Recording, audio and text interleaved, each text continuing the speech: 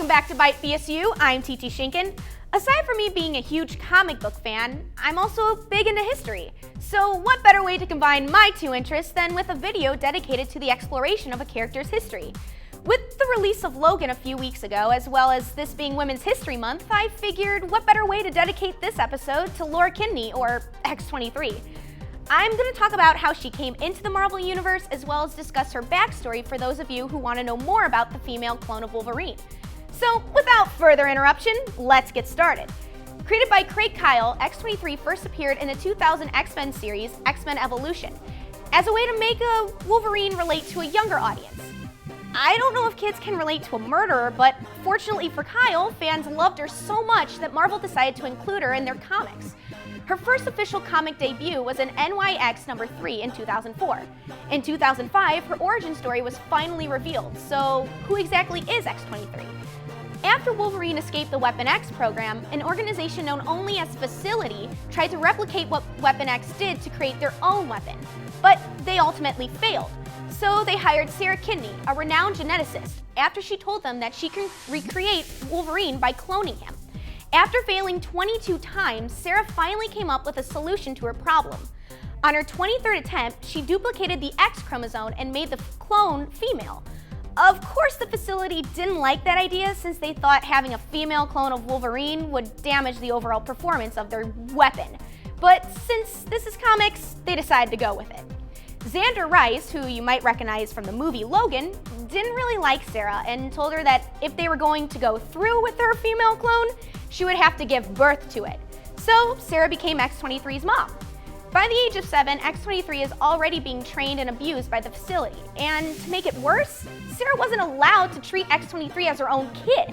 But Sarah doesn't like to play by the rules and instead spent this short time with her reading X-23 Pinocchio, since Kyle has described X-23 in interviews as Marvel's own Pinocchio. X-23 developed her powers by means of radiation conducted by Rice. Once she developed her powers, 2 sets of claws on each hand, a claw on each foot, and pretty much everything Wolverine has, Rice decided to bond only her claws with adamantium. During the process, however, Rice never uses anesthesia, so X-23 is completely conscious during the whole process. Are you starting to see who the real monster is here? Oh, and he even orders the creation of a trigger set, which, if applied to anything, X-23 will instantly go into rage mode and kill whoever is laced with it. This is done if there's a target X-23 won't kill. So, flash forward a few years later, X-23 has now become the world's best assassin. Sarah sees this and instantly thinks of a plan to get her daughter out of the Facility. During their escape, X-23 murders almost everyone there, including Rice. But in one final act, Rice laces Sarah's hair with the trigger set, and what happens next you can probably already guess. X-23 kills Sarah. While Sarah is laying there dying and the trigger scent finally wears off, this is when X-23 is finally given a name, Laura. So after these events, Laura makes her way to San Francisco, where she meets her cousin and her aunt. Unfortunately for all of them, her aunt is dating someone involved with the Facility and tries to have Laura kill them.